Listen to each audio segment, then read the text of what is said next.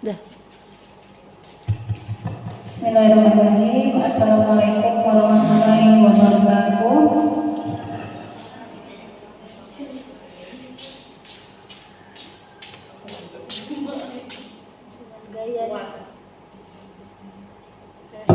Tes, tes, tes.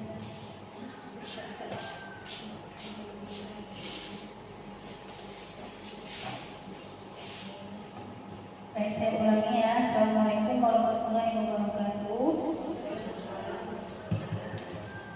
Baik Bapak Ibu, minta waktunya sebentar, mungkin sekitar 20 menit saja untuk melakukan pembahasan. Jadi sebelumnya izinkan kami menjelaskan terlebih dahulu.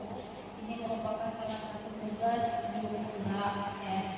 Guru putra ini ada 3 modul. Di dalam modul-modul itu banyak tugas-tugas. Nah, ini termasuk modul 1 tentang budaya positif. Jadi kami minta untuk pembahasan minimal 7 dulu tentang apa itu budaya positif, apa itu kegiatan kelas dan lain sebagainya. Nah, jadi apa yang sudah saya pelajari di LMS ini, di LMS dapat lewat daring dengan fasilitator, wajib kami imbaskan dan buku di sekolah.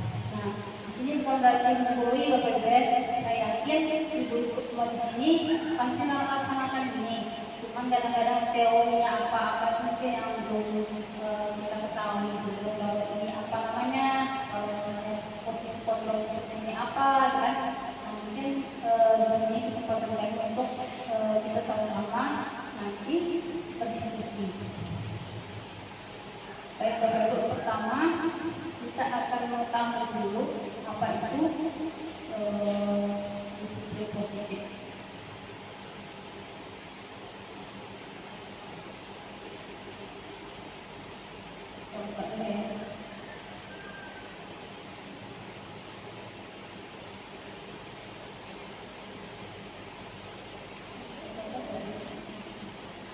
Maka ada disiplin.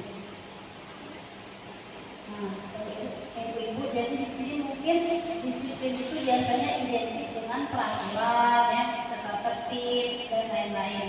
Tapi disiplin positif di sini, ya, kalau belajar Dewantara itu merupakan sesuatu yang keyakinan dari siswa secara sadar tentang suatu nilai-nilai kebaikan.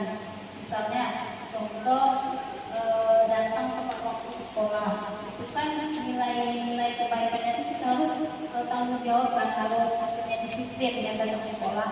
Nah itu kalau misalnya selama ini siswa kita tuh lebih terpaku ke aturan-aturan di sekolah. Misalnya saya tidak perhatikan, misalnya yang datang terlambat hukum sekian apa gitu kan, atau yang datang tidak tepat waktu ada hukumannya ini. Nah kalau disiplin positif nih kita lebih cenderung guru siswa tuh mereka punya kesadaran dalam hati gitu. Wah ini harus ke sekolah ini tepat waktu. Kalau aku udah misalnya aku akan tinggal di pelajaran atau aku kan misalkan akan menunda pekerjaan nantinya, lalu ke situ.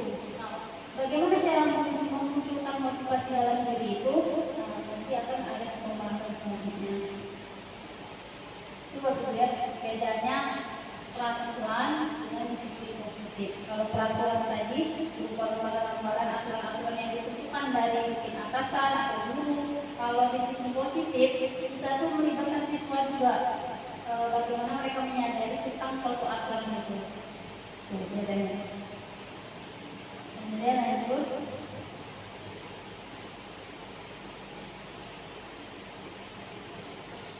Materi selanjutnya yaitu hukuman, penghargaan dan restribusinya.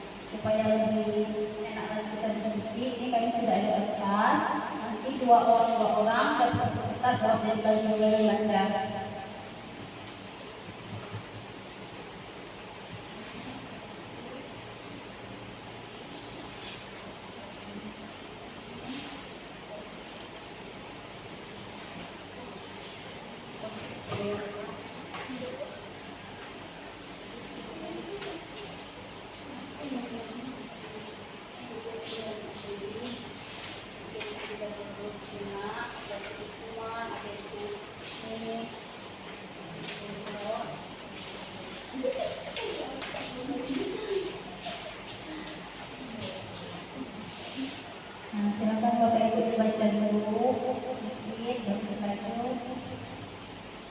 kita diskusi bersama.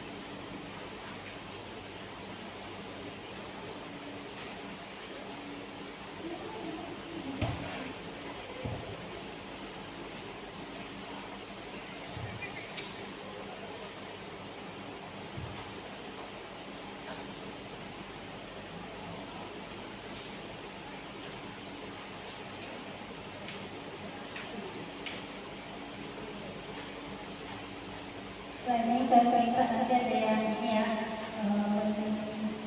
dijelaskan sedikit apa itu institusi, apa itu konsekuensi, dan apa itu hukuman. Nah, maksudnya apa beda di antara ketiganya?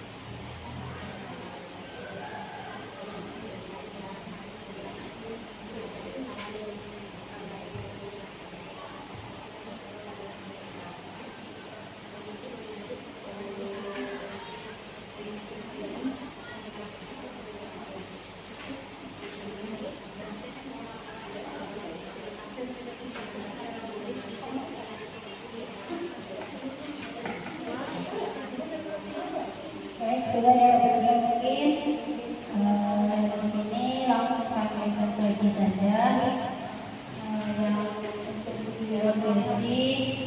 Mohon nanti jelaskan apa itu restitusi menurut ininya dulu ya, menurut pertama berdasarkan pelajaran 11. Kemudian Ibu Eka dan Sri nanti apa itu konsekuensi, dan Bu Asina dan Bu Mipa itu apa hukuman. Jadi biar jelas apa perbedaannya.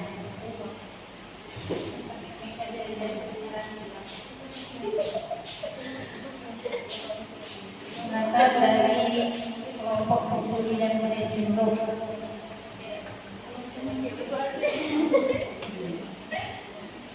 Oke, terima kasih Bu Ellen. Assalamualaikum warahmatullahi wabarakatuh. Waalaikumsalam warahmatullahi wabarakatuh. Pengertian restitusi kalau berdasarkan dari di sini yaitu proses untuk menciptakan kondisi bagi murid untuk memperbaiki kesalahan mereka sehingga mereka bisa kembali pada kelompok mereka dengan karakter yang lebih kuat. Kemudian ada penjelasan tambahannya di sini bahwa restitusi itu merupakan proses kolaboratif. Kolaboratif itu berarti kerjasama yang mengajarkan murid untuk mencari solusi untuk masalah mereka dan membantu murid berpikir tentang orang seperti apa yang mereka inginkan dan bagaimana mereka harus memperlakukan orang lain. Jadi di sini kalau dari pengertian saya dari penjelasan ini bahwa proses restitusi itu adalah proses di mana ada hubungan antara bisa guru ke siswa, mungkin bisa juga antara siswa dengan siswa itu sendiri, di mana dari proses tersebut siswa menyadari apa yang merupakan kesalahannya dan dari itu kan dari kesadaran siswa sendiri dia menyadari kesalahannya dan memperbaiki kesalahannya tersebut kembali ke kembali ke keadaan yang sebenarnya atau yang seharusnya seperti itu. Menurut pengertian saya, mungkin Bu Desi mungkin hanya itu untuk pengertian restitusi. Baik, tepuk tangan dulu untuk kelompok peduli dan Budesi ya. Sudah sedikit paham ya.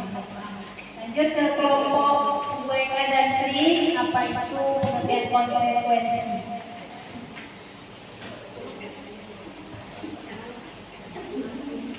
Saya ini ya. Baiklah, kami akan menjelaskan tentang konsekuensi berdasarkan bahan yang kami bagikan. Jadi di sini kesimpulan yang kami dapatkan, konsekuensi itu adalah sesuatu yang akan diterima apabila ada pelanggaran. Jadi konsekuensi itu sudah disepakati sebelumnya.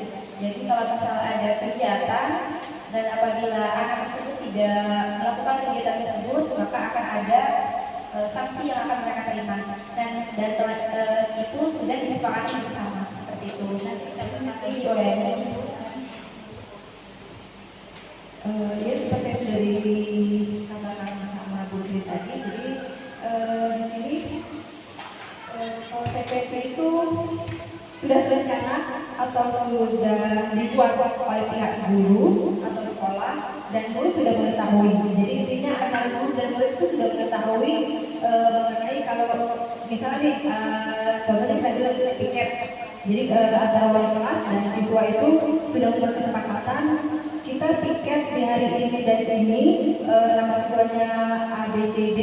Kalau seandainya yang petugas piket tidak melakukan tugas atau kewajibannya, konsekuensinya atau sanksinya misalnya dengan menambah jalur piket ke hari berikutnya.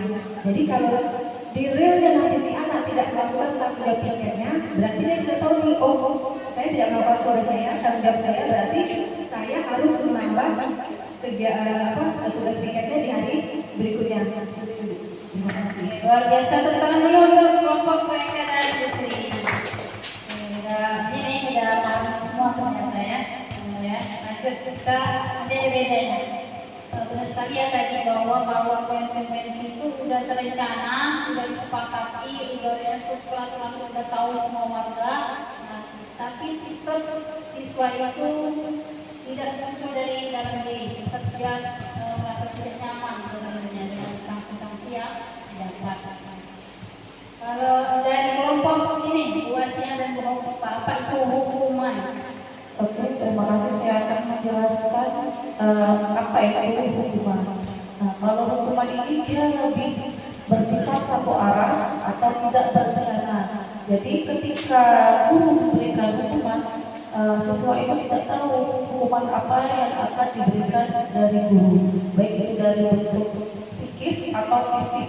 Jadi kalau hukuman ini dia tidak terencana, jadi ya itu siswa tidak tahu apa yang akan diberikan dari guru. Nah ini kemudian ya tidak ada kesepakatan. Murid hanya menerima suatu hukuman tanpa melalui suatu kesepakatan atau pengarahan dari pihak guru. Misalnya contohnya ketika murid itu ya siswa itu membuat kesalahan, ya mungkin gurunya bisa memberikan hukuman secara otomatis atau secara langsung di tempat seperti itu. Mungkin itu saja yang bisa saya sampaikan. Oke, luar biasa. Tepuk tangan dulu untuk penjelasan dari Bapak. Jadi jelas belum perbedaan tiga ini? Jelas ya. Jadi benar hukuman tadi dia cuma satu hal. Misalkan tidak ini juga saya pernah menerapkannya kemarin. Tapi sekarang karena sudah tahu itu tidak boleh, itu sudah saya kurangi itu dulu. Siswa kelas 8 itu jarang bikin PR atau tugas. Di depan jalan ini dan kumpul mereka tidak melaksanakan tugas dulu kan, dulu dengan entengnya mereka jawab dulu kan, otomatis kita langsung marah dong, seolah-olah mereka tidak menghargai kita kan, tugas kita berikan langsung saya hukum di lapangan, pokoknya yang mau tahu di lapangan 10 keliling. Jadi ngos-ngosan lah mereka keliling-keliling mereka menamai dan ini.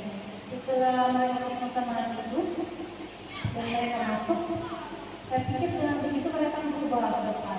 Ternyata itu diulangi lagi. Artinya nggak efektif berarti hukuman hanya membuat mereka letih katanya.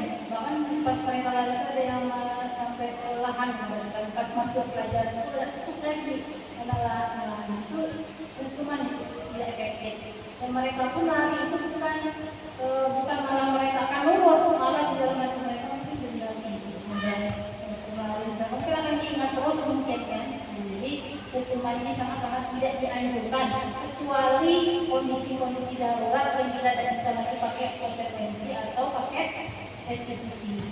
Nah, kalau restitusi tidak bisa dianjurkan pakai konsekuensi masih boleh. Tapi kalau hukuman ini kalau bisa jangan lagi diterapkan karena dia memang tidak efektif dan itu memunculkan traumatik dan beban tersendiri oleh siswa tersebut. Mungkin kita pernah juga ya dulu ingat-ingat zaman kita sekolah dulu yang hukum kita kan sampai sekarang kita ingatnya kan bahkan mungkin nama guru sesuai yang itu yang kita hindari sampai sesuatu teringat kita karena negatif. Nah untuk lebih jelasnya lagi ini perbedaannya kita zoom.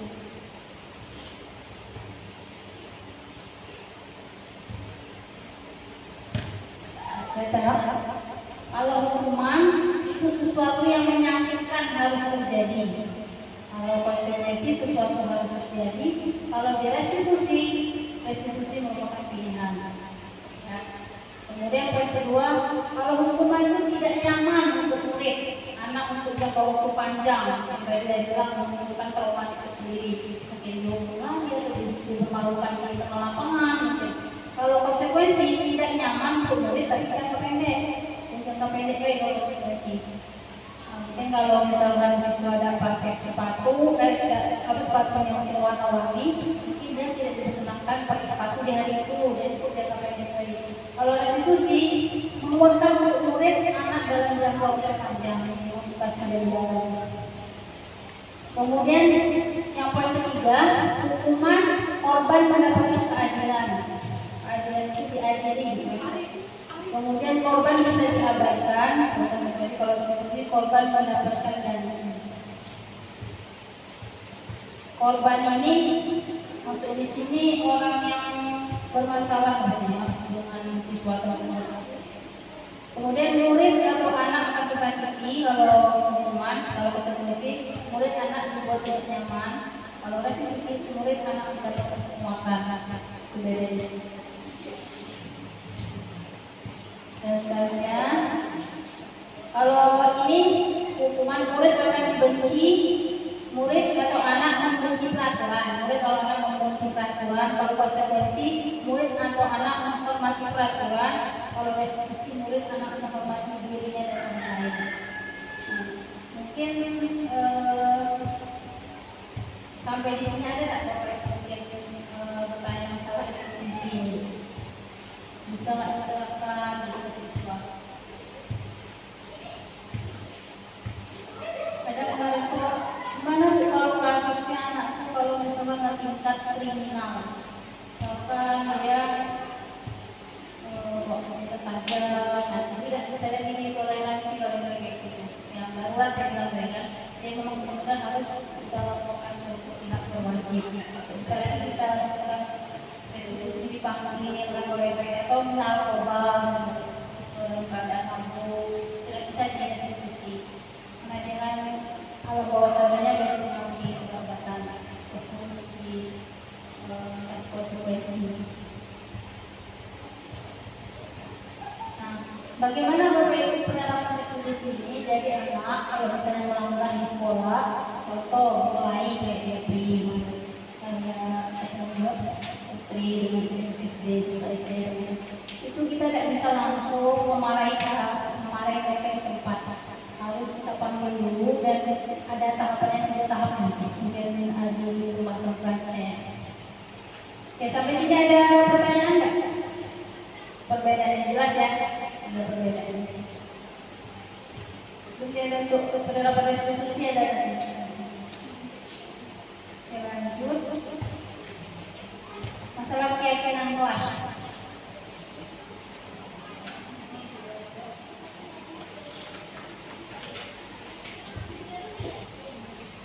Ini materi keyakinan kelas. Beda lagi. Masih masuk ke situ.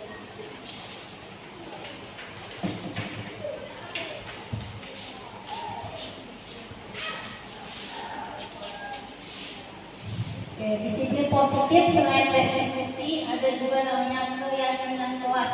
Bagaimana kita membentuk situasi atau nilai-nilai positif yang ada di dalam kelas.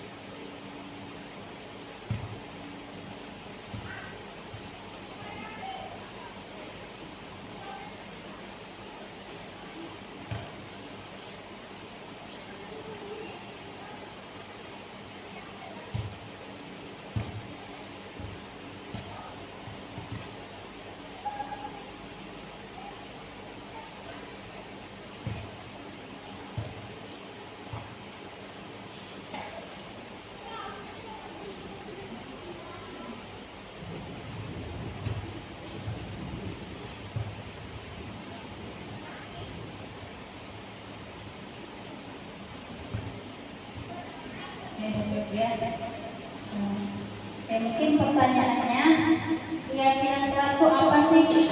Keyakinan kelas itu sebenarnya sama kayak peraturan-peraturan yang ada di kelas. Tapi kenapa bukan namanya peraturan dan apa bedanya dengan peraturan? Kalau peraturan sekali lagi biasanya menetapkan guru langsung tempel dari mana tempel ini peraturan kelas kita. Tapi kalau keyakinan kelas benar-benar dari awal melibatkan siswa. Dari awal mau dia pakai kelas misalnya apa larangan-larangan yang nggak boleh, apa yang boleh. Nah, makanya ini yang pertama mempersilakan warga sekolah atau murid di kelas untuk bercurah pendapat tentang peraturan yang disepakati di kelas. Contoh, di kelas ini semuanya wajib pakai seragam, misalkan tidak boleh bajunya keluar. Terus kata mereka, karena ada juga siswa yang dalam kelas boleh pakai bajunya bukan baju sepatu, ada sekolah yang membolehkan sepatu warna-warni nggak hitam, dengan alasan itu ekspresi atau apa dari sekolah lah, sepatu hitam tuh nggak mesti gitu kalau di sekolah itu nggak apa-apa, tergantung kesepakatan di situ disesuaikan supaya nggak ada yang misalnya kayak ini suatu ada yang lebih mahal, ada yang makanya disesuaikan ke kita, gitu kan. Nah itu disepakati bersama. Kalau bisa kita juga sebagai guru mapel juga ada kesepakatan kita supaya suatu waktu ada yang melanggar, mereka tuh langsung diingat sendiri karena itu buatan mereka. Jadi bukan kita yang mengingatkan apa aturan yang tidak sering diingatin. Kalau mereka sudah ingat sendiri, oh kalau masalah ini, nah itu berarti nggak masuk mereka ke di kelas.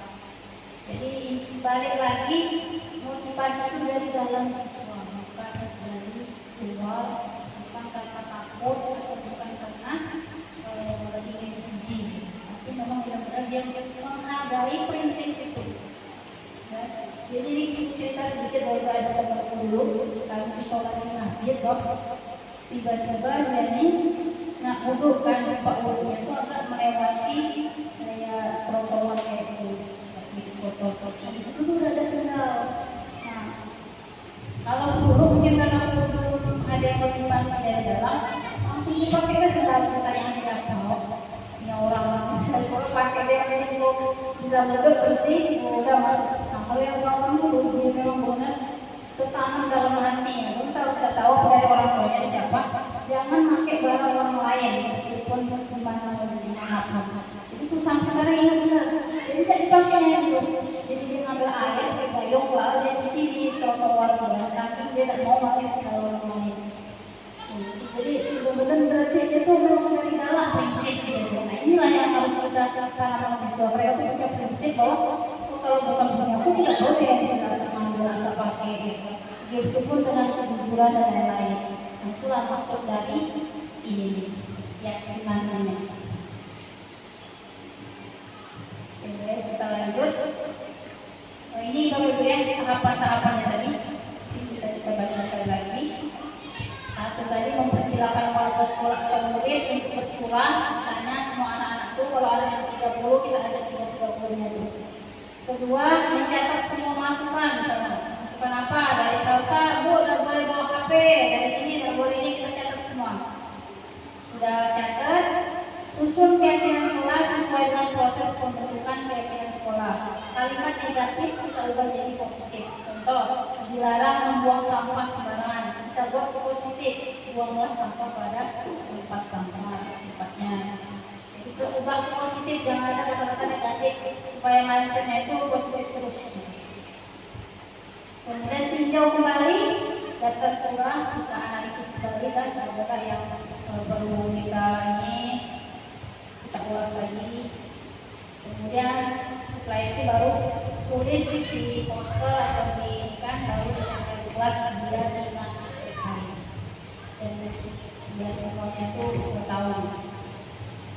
Dan itu kita selama ini kayak sudah menerapkan ya, cuma kadang-kadang ininya saja langkah-langkahnya saja yang tidak terlalu tersisihkan. Lanjut kemudian terakhir cara menerapkan restitusi ada 3 langkah ya.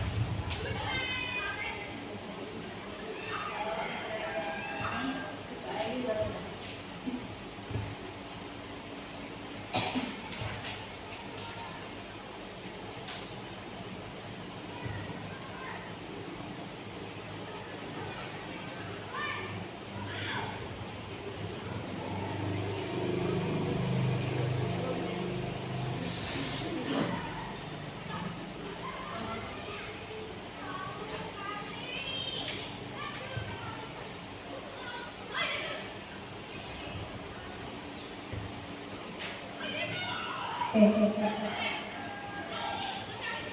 Baik, yang pertama mungkin bisa ya, dijelaskan oleh gantian dulu kita dari diri sekarang dari Bu Asina. Yang pertama menstabilkan identitas. Bisa dijelaskan nggak Bu Mbak, Bu Asina? Itu maksudnya apa? Tahapan pertama itu restitusi menstabilkan identitas. Siswanya ada bermasalah kan? Kita nih terapkan restitusi, kita panggil siswa. Nah, tahapan pertama kali yang diterapkan adalah menstabilkan identitas.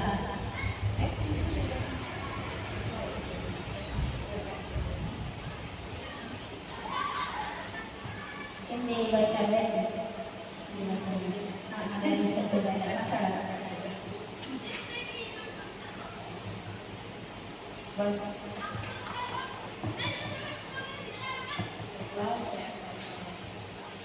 Menjelaskan menstabilkan identitas. Di sini bagiannya bertujuan untuk mengubah identitas anak dari orang yang gagal karena melakukan kesalahan menjadi orang yang sukses.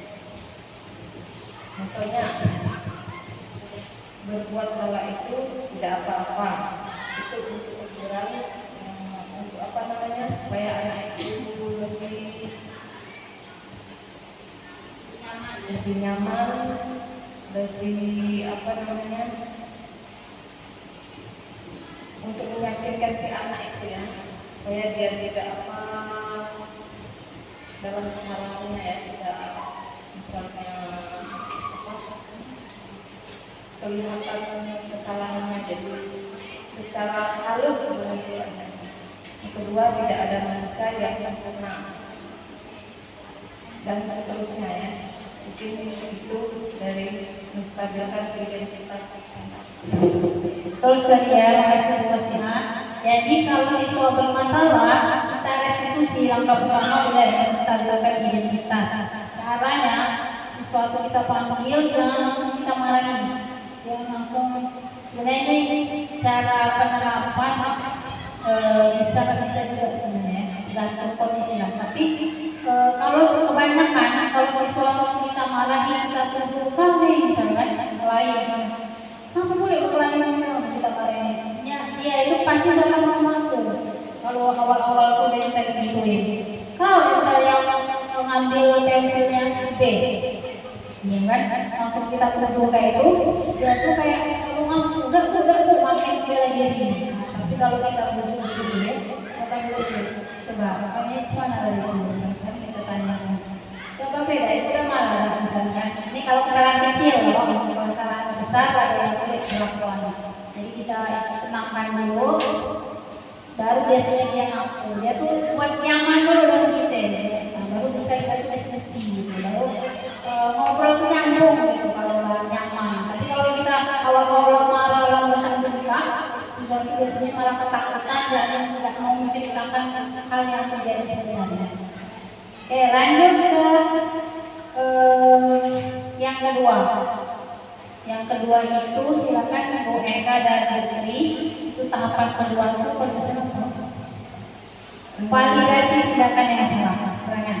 Baiklah, untuk bagian yang kedua itu validasi tindakan yang salah. Jadi di sini seperti yang pertama tadi, jangan langsung dijudge tadi kan, kalau ada kamu salah seperti ini. Jadi kalau di sini bagian validasi ini menurut dari yang membaca di sini, setiap kita atau anak itu pasti pernah melakukan sesuatu yang salah. Nah, dari situ kita harus pilih. Kita nggak boleh langsung marah kasih hukuman. Mereka melakukan hal ini karena apa? Pasti ada alasan di balik itu. Misalnya mereka mereka tuh jadi perhatian. Jadi mungkin salah satu caranya dengan melakukan hal-hal yang menurut mereka bisa menarik perhatian guru, teman atau lingkungannya. Jadi dengan mereka melakukan kesalahan kan nanti dipanggil guru diajak ngobrol atau bisa dikasih penjelasan segala macam. Jadi kalau dari validasi di sini, justru kalau kita melarang atau memberikan statement, oh kamu salah nih, kamu kok melakukan kayak gitu, kamu nggak boleh kayak gini, justru mereka akan melakukan hal itu lagi. Hal kan kita mengetahui dulu latar belakang dia melakukan tindakan tadi apa. Kita harus tahu dulu sebabnya di situ. Jadi validasi pendidikan saya itu sepertinya menuju ke bagian kita harus tahu dulu latar belakang dia melakukan kesalahan atau tindakan itu apa. Jangan langsung dijudge terlebih dahulu. Oke, luar biasa, luar biasa. Benar sekali kata Bu Eka. Jadi si siswa tadi setelah kita panggil, kita tenangkan, jangan langsung kita marahin, jangan langsung kita bentak-bentak ya, kita diskusi. Baru tahap selanjutnya validasi tindakan salah. Kenapa sih dan berbeda? Kenapa nak kamu melakukan dari sini ada apa? Nah, ada 5 kebutuhan dasar sebenarnya yang tidak terpenuhi. Nah, apa saja 5 kebutuhan dasar nanti kita bahas lagi ya. Sebetulnya pasti ada dari 5 itu kenapa sesuatu melakukan itu, apakah dia ada kebutuhan kesenangannya yang tidak dipenuhi, ada 5 Bu, ada selain itu sini. Jadi kita tanya dulu, jangan langsung mungkin seperti terlambat, jangan langsung minta untuk kita marah. Kita mungkin dia dari di rumah dari mungkin ngurus adiknya dulu, atau mungkin orang tuanya dulu, jadi dia bantu dulu kan. Jadi ada alasan tertentu yang sebenarnya bisa kita toleransi. Oke, lanjut ke tahap ketiga dari kelompok Bu Juli dan Bu Desi, silakan. Baik, terima kasih. Jadi untuk restitusi tadi ada 3 tahap. Yang pertama menstabilkan identitas, lalu yang kedua memvalidasi. Setelah itu, setelah siswa divalidasi kesalahannya, yang ketiga ini tahapnya yaitu menanyakan keyakinan, di mana di sini dinyatakan teori kontrol menyatakan bahwa pada dasarnya kita termotivasi secara internal. Ketika identitas sukses telah tercapai pada langkah 1 dan telah divalidasi pada langkah 2, maka selanjutnya anak akan siap dihubungkan dengan nilai-nilai yang dia percaya dan nilai kebaikan yang dipercaya yang sesuai dengan keyakinan anak, keyakinan kelas atau keyakinan keluarga. Nah, hal ini bisa dipicu dengan memberikan pertanyaan-pertanyaan. Misalnya, apa yang kita percaya sebagai kelas atau keluarga, kemudian apa nilai-nilai umum yang kita telah sepakati. Ada lagi dengan mempertanyakan apa baiknya kita tentang kelas yang ideal dan kamu mau jadi orang yang seperti apa. Dengan pertanyaan-pertanyaan yang seperti itu nantinya akan mendorong siswa dari dalam dirinya mengetahui apa yang dia yakini tentang hal-hal yang menurutnya benar. Seperti itu. Terima kasih. Oke, luar biasa, terima kasih ya. Benar sekali. Yang ketiga ini menanyakan keyakinan. Tadi sudah dipanggil, ditenangkan, kemudian ditanya apa yang alasan kamu melakukan itu ya. Sebenarnya kembali kenapa? Yang ketiga, kita tanya, kamu tahu nggak sebenarnya yang kamu lakukan itu salah?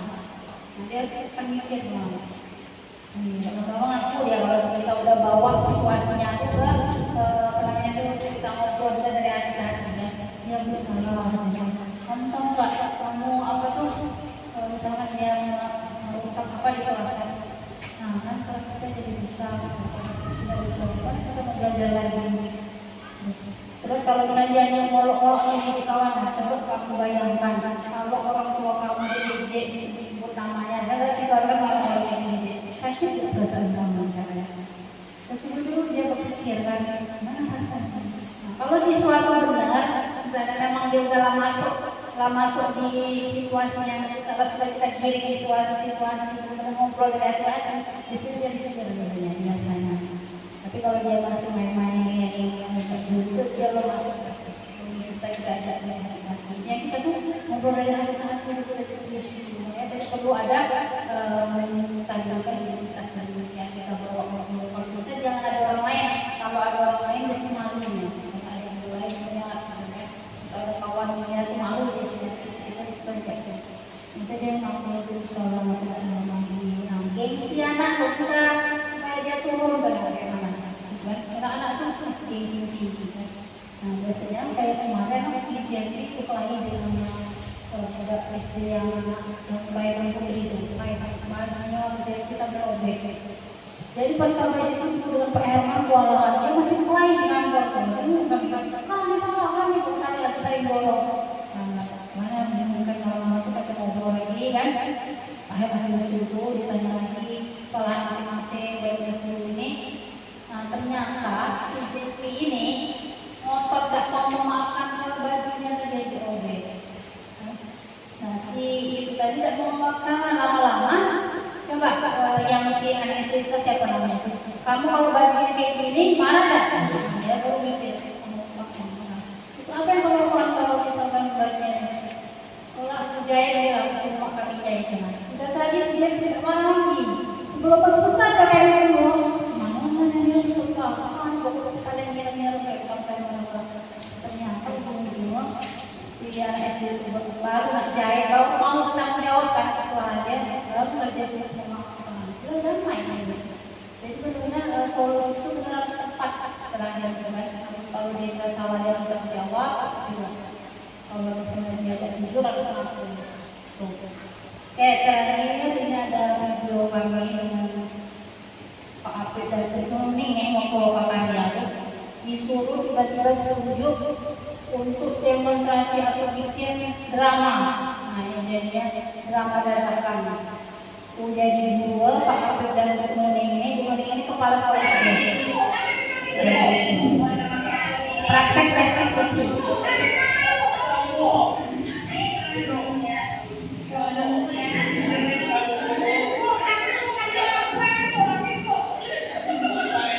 Pura-pura mereka ini pemain keduanya, saling ngecek-ngecek.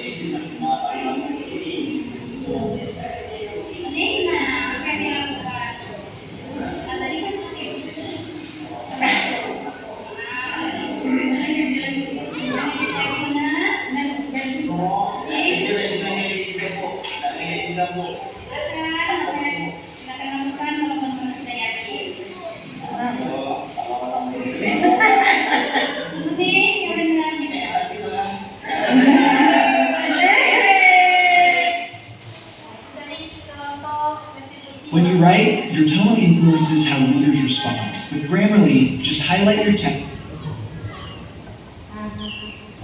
Tadi belum sempat menjelaskan yang ini satu lagi terakhir. Nah, kenapa siswa itu bisa bermasalah? Seperti kata Bu Eka tadi, mungkin itu cari perhatian. Dan alasan apa sebenarnya yang membuat siswa itu bermasalah? Pertama, alasan itu biasanya karena kebutuhan bertahan hidup. Kebutuhan bertahan hidup ini contohnya lapar, akhirnya ngaku-ngaku jajan di kantin, saya ngambil 5 bayar 2 karena bertahan hidup biasanya. Mungkin karena kesehatan juga, karena rumah, karena makanan, itu karena merasa bertahan hidup. Kemudian kedua karena kasih sayang dan rasa diterima. Biasanya orang-orang bermasalah itu kurang kasih sayang dan kurang diterima, baik di masyarakat maupun di keluarga. Nah, kelas 9 pernah korestensi adik ini yang sering dibully kelas 9. Ternyata dia kurang kasih sayang di rumah dan di sekolah juga kurang diterima. Akhirnya makanya dia kayak kurang semangat belajar dari bawah yang ngantuk terus merasa dirinya itu selalu salah. Jadi juga di rumah itu sering dimarahi, nggak pernah bener lah gaulnya. Yang ketiga penguasaan, kebutuhan akan kemampuan dan kemampuan. Biasanya orang muncul masalah itu karena ini siswa seperti itu. Mungkin dia di kelas itu butuh pengakuan tentang kemampuan dia, tapi orang nggak terima, gitu. Akhirnya dia cari-cari masalah. Makanya ada yang muncul, ada yang apa, yang pengen dilihat dia punya power gitu. Kemudian kebutuhan kebebasan. Pernah di kawan-kawan ada cerita kasus di kelasnya siswa sering bolak-balik ke kamar mandi, nggak tahu ngapain. Padahal di luar tidak dia ke WC. Cuma keluar izin keluar, pokoknya sehari itu ada 10 kali keluar. Karena dia pengen bebas siswa, dia tertutup di kelas dengan pelajaran yang diberikan guru. Tuh, alasannya karena kebebasan. Yang ketiga karena kesenangan. Kemudian dia ingin mendapatkan kesenangan tertentu, akhirnya dia merusak atau mengganggu orang-orang di sekitarnya. Kemarin Teddy sempat nyari cacing, itu untuk kesenangan. Nyari cacing sampai ngacung-ngacurin taman kelasnya Iza, yang aku lagi Iza kan. Aku tanya, itu tadi kebutuhan akan kesenangannya tadi. Nah ini kita arahkan Bapak Ibu supaya dia ini kalau misalnya ada kebutuhan yang terpenuhi, kita arahkan supaya mereka itu untuk mencapai ini bukan hal positif, butuh pengakuan ya belajar yang benar kan, butuh kesenangan ya cari hal yang positif bukan hal yang negatif kan, atau meningkatkan bakat, olahraga itu bisa kita arahkan sesuai itu. Nah mungkin Bapak Ibu karena waktu kita sudah habis. Kalau ada yang ditanyakan boleh. Ada nggak yang ditanyakan dari pembahasan kita tadi dari awal sampai akhir tentang posisi pertama tadi ada kegiatan kelas, ada tahap-tahap ya, ada perbedaan restitusi, konsekuensi dan hukuman, dan ada juga tentang kebutuhan dasar. Ada nggak? Cukup yang sudah paham ya. Nah satu lagi kita lupa, jadi penting juga sebenarnya ada posisi kontrol Bapak Ibu. Posisi kontrol yang kita tadi sekalian garis besar ya. Pertama ada kita ini sebagai guru, sebagai penghukum ya. Penghukum ini tidak dianjurkan yang dari dikit-dikit hukum, dikit-dikit marah, dikit-dikit mentah. Itu posisi guru sebagai penghukum. Biasanya ini kebanyakan dibenci oleh siswa. Ya, ada sih satu dua yang bisa menerima, tapi kebanyakan nggak suka. Walaupun tidak ditunjukkan, namun di dalam hati mereka suka. Yang kedua, si pembuat rasa bersalah. Nah, ini ada guru yang dikit-dikit guru siswanya tuh merasa bersalah. Contohnya gini, ayo anak kerja tugas, nanti guru di luar kelas sekolah, atau ayo anak kasihan nih ini, misalnya tetap tidak dapat mikirkan ibu jauh dari panggung bolak-balik kan tuh bikin rasa bersalah siswa. Rasa bersalah ini sekali dua kali efektif dilakukan, bisa siswa menurut, tapi nanti di 4-5 kali bosan. Malu sedikit kan apa sih nggak minta Allah bisa.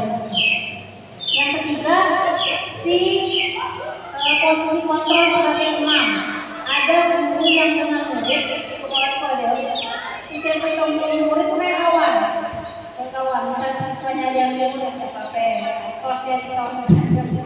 Pokoknya saya ketemu, woi bro, misalnya ada yang kayak guru kan tidak ada batas lagi kalau guru siswa tidak baik juga. Akhirnya siswa itu akan mengabaikan kita, akan menganggap remeh kita. Kalau kita posisinya dengan siswa sebagai teman. Nah, kalau bisa jangan juga sebagai teman. Yang selanjutnya posisi kontrol si pemberi hadiah. Dikit-dikit kasih permen, dikit-dikit kasih hadiah HP. Jadi siswa tuh aktif belajar bukan karena belajar kita, tapi karena hadiah. Ini tidak bagus juga. Jadi jangan keseringan ngasih hadiah. Paling sekali 2 kali. Kalau keseringan itu tidak efektif. Mereka nanti tidak ada hadiah, mereka akan protes. Ini sudah ada di program misalnya belajar depan kantor. Dan yang paling bagus posisi yang bagus manajer tadi mengontrol apa sih ya, posisi sesuatu lebih ke diskusi ya, kayak tadi kayak diskusi itu sih posisi kontrol. Nah, apakah posisi kita harus di manajer terus? Tidak. Posisi kontrol ini tergantung kondisi. Ada kalanya kita sebagai penghukum barang tugas tergantung kondisi. Salah yang buat terlalu misalnya terlalu banget, boleh lah kita menghukum. Ada skalanya kita sebagai teman ada juga mendapatkan ini. Tapi jangan keseringan. Ada juga yang memberi hadiah juga boleh, tapi sekali 2 kali boleh. Supaya kita PBG ya, ya apa yang komisi ya. Nah, yang penting kita pokoknya yang hukum itu bisa dimensi. Ini saja Bapak Ibu. Maaf sekali lagi terima kasih atas waktunya. Moga-moga ke depan ya Bapak Ibu semua dapat menjadi guru-guru hebat, guru yang dapat mencintai saya dan dirindukan oleh Tuhan. Kalau nggak ada pertanyaan, saya cukupkan di sini. Mungkin di luar forum ada bisa orang nanya. Saya jadi wabillahi taufiq wal hidayah. Wassalamualaikum warahmatullahi wabarakatuh. Selanjutnya video kedua yaitu membuat keyakinan kelas bersama siswa. Waalaikumsalam warahmatullahi wabarakatuh. Baik anak-anak, siapa yang sudah tahu apa itu keyakinan kelas? Ya, tahu enggak? Sudah tahu? Keyakinan kelas itu adalah nilai-nilai kebaikan yang harus diterapkan di dalam kelas. Biasanya disebut dengan peraturan-peraturannya. Kalau peraturan-peraturan itu biasanya kalian tidak dilibatkan. Kalau tahu peraturan itu sudah ditempel misalkan kan. Misalnya dilarang membuang sampah sembarangan, itu kan sudah ditempel. Nah, sekali ini kita bikin keyakinan kelas itu melibatkan kalian semua. Jadi keyakinan kelas yang kita buat itu hasil dari ide atau gagasan kalian semua atau pendapat kalian semua. Menurut kalian kebaikan yang harus diterapkan di kelas. Paham? Ya. Oke, sekarang Ibu minta pendapat kalian ya. Masing-masing harus menyumbangkan pendapatnya. Nilai-nilai kebaikan apa yang harus ada di kelas dan tidak boleh dilakukan. Contoh, dilarang buang sampah sembarangan. Ya, itu contoh ya. Nah, kalian bisa memberikan pendapatnya. Ibu kasih waktu untuk berpikir selama 1 menit. Silakan pikirkan apa yang kira-kira di dalam kelas itu kita harus misalnya tidak boleh kita lakukan dan harus kita sepakati bersama. Silakan mulai dari sini aja, Arenda. Kira-kira apa yang boleh dilakukan di kelas dan apa yang tidak boleh dilakukan. Mau tulis sendiri apa yang tulisnya? Tulis sendiri. Buat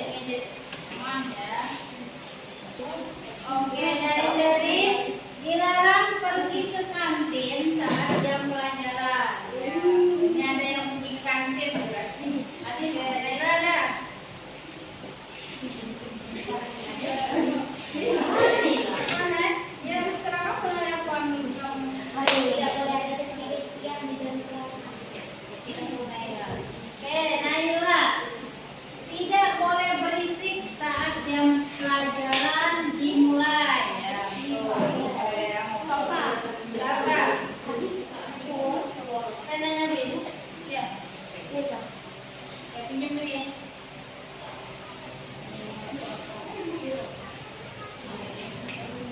Di sini saya katanya, Salsa menaati perintah sekolah yang berlaku dan menaati peraturan kelas. Siapa saya?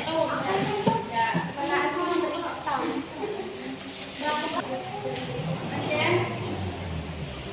tidak boleh ada kertas buku di dalam laci meja. Oh, nggak boleh ada sampah ya. Kali dekat kamu. Kalau buku boleh. Tidak boleh dicoret-coret meja dan kursi. Ya, boleh coret-coret. Lanjut, tulis.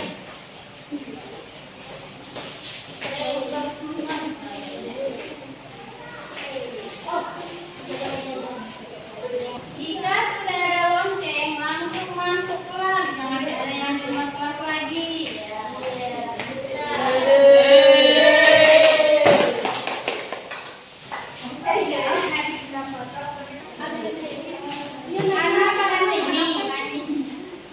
Saat disuruh guru ambil sesuatu seperti spidol, ambilkan saja, jangan menolak ya. Benar. Tidak boleh keluar kelas kecuali izin BAB atau lain-lain. Ada ya yang keluar kelas ada nggak BAB? Nanti nggak tahu kan tidak?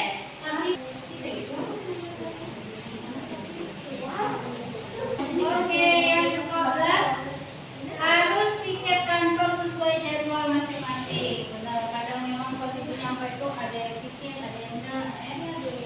Benar berarti kantor. Lanjut kita.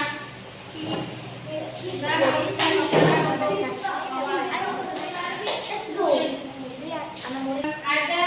ada kalian nuliskan beberapa hal-hal yang harus ada kita terapkan di bawah. Tangan yang semua.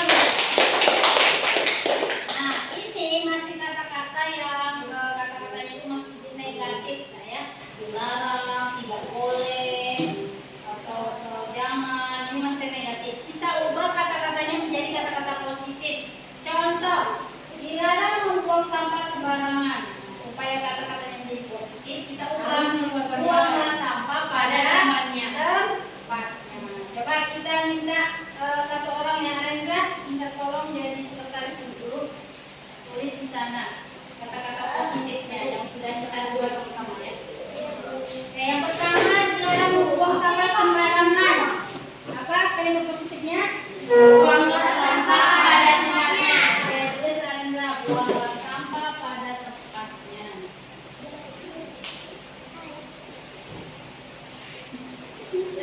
Oke, nomor 2, tidak boleh menunda uang kas. Nanti kalau tidak akan jadi menumpuk. Apa kata-katanya? Bayar uang kas agar tidak menumpuk. Membayar uang kas tepat waktu ya. Kayak membayar uang kas dengan tepat waktu, tidak menunda-nunda. Ya, sampai jangan enggak ya. Siapa lagi yang munggah di sini ada tak? Ada ibu. Ya, jadi sekarang 2000 misalkan. Minggu 2000. Yang ketiga, dilarang tidur saat jam pelajaran. Tidak boleh. Ada ilaran. Apa aja Pak kata-kata positifnya? Ada ilaran. Jika pelajaran. Berarti stop tidur di rumah. Mengikuti pelajaran dengan aktif. Mengikuti pelajaran dengan aktif. Kalau aktif kan tidak mungkin tidur kan? Lanjut nomor 4, dilarang menjelekkan satu sama lain. Kata positifnya? Jangan harus menghargai. Ya, saling menghargai antara satu dengan yang lain. Nomor 4 Arenza, saling menghargai satu sama lain.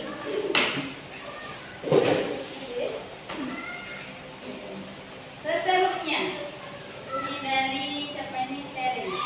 Dilarang pergi ke kantin saat jam pelajaran. Pergi ke kantin saat istirahat. Itu dilarang pergi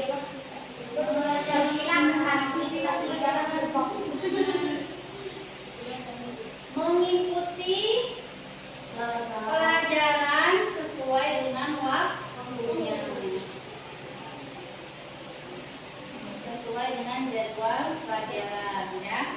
Kalau belajar, kalau istirahat istirahat. Jadi mengikuti pelajaran sesuai dengan jadwal yang berlaku anak-anak.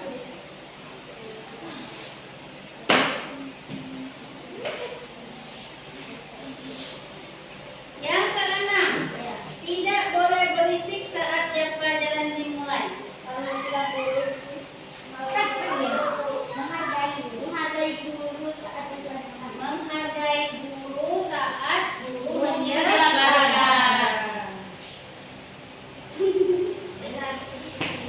Kalau yang sasanya udah positif ini, menaati perintah sekolah yang berlaku, menaati peraturan kelas, menaati keyakinan kelas. Ini tidak boleh ada buku di dalam laci meja. Ini buku apa sampah maksudnya? Sampah. Berarti sudah nomor 1 ya, membuang sampah pada tempatnya. Berarti tidak usah lagi itu. Sudah masuk ke situ. Tidak boleh dicoret-coret meja dan kursi. Kata penjaga sarana dan prasarana. Ya, betul. Menjaga sarana dan prasarana sekolah. Sekolah jadi.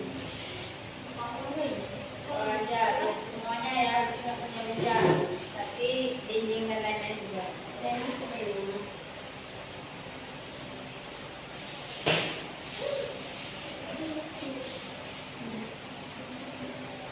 Oke, lanjut. Jika sudah ada lonceng masuk kelas, langsung masuk kelas, jangan ada yang di luar kelas. Saat lonceng masuk kelas tepat waktu. Ya, masuk kelas tepat pada waktunya. Udah tidak bener. Ya. Apa ya gak bisa bener? Ya, beda. Selanjutnya, saat disuruh guru ambil sesuatu seperti spidol, ambilkan saja. Pak, kata positifnya. Tepati. Sebuah perintah Perintah guru apa ya? Perintah itu apa?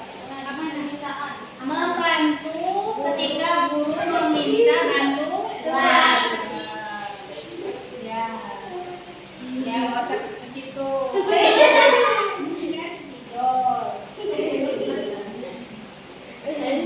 Ibu yang anak-anak itu kalau ibu suruh, insya Allah mau ya. Kita aja mau.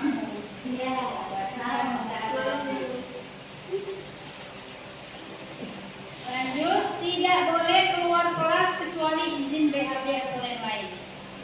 harus minta izin. Harus ada. Mengikuti pelajaran sesuai dengan jadwal yang berlaku. Kalau ini lebih ke izin ya. Meminta izin ketika sebelum keluar ke kelas. Ya, minta izin ketika keluar kelas, jangan main nyelonong-nyelonong aja. Minimal angkat tangan Bu, izin ya. Tapi kalau ke kantin Bu, Hah? kalau ke kantin Bu, Kantin kita bakal kalau ke kantin kecuali istirahat perlu izin. Kalau jam pelajaran perlu dibawa ke. udah. Melaksanakan piket kelas beres miring kantor sesuai jadwal yang ditentukan. Melaksanakan piket kantor dan kelas sesuai jadwal yang telah ditentukan. Ya.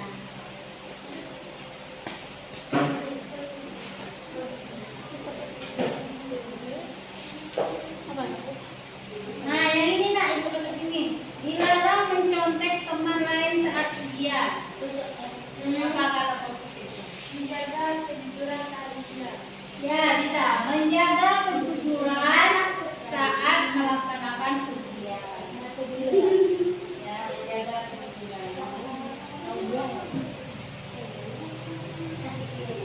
Satu lagi, dilarang bullying di dalam kelas dan dilarang berhasut-hasutan satu sama lain. Stop nih. Sampai beda tuh negatif. Tapi kayaknya sudah ada dari saling menghormati. Mungkin yang saling menghormati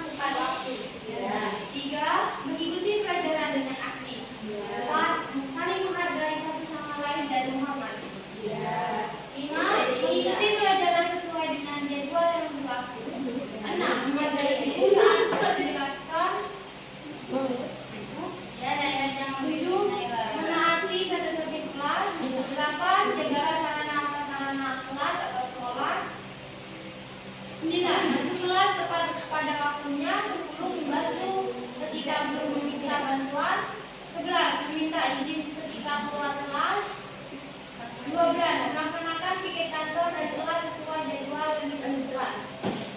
13. Menjaga kejujuran saat kerja. Oke, terima kasih Arinda. Tepuk tangan dulu nih kita semua. Kalian sudah membuat keyakinan kelas, ya. Inilah keyakinan yang kalian buat sendiri. Apakah ibu yang membuatnya? Bukan, tapi kita bersama-sama.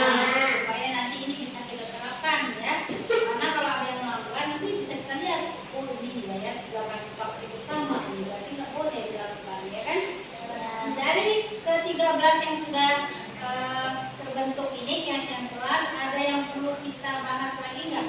Ada yang perlu diubah? Tidak. Tidak. Ada yang perlu ditambahi? Tidak. Sudah cukup? Cukup. Kalau sudah cukup, nanti keyakinan kelas ini akan kita buat dalam poster yang besar dan akan ditempel di kelasnya masing-masing.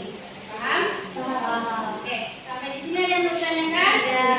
Kalau tidak ada, setelah ini kalian boleh istirahat ya. Kalau ada kata-kata bersalah, ibu mohon maaf. Kalian terima kasih atas partisipasinya. Wassalamualaikum warahmatullahi wabarakatuh.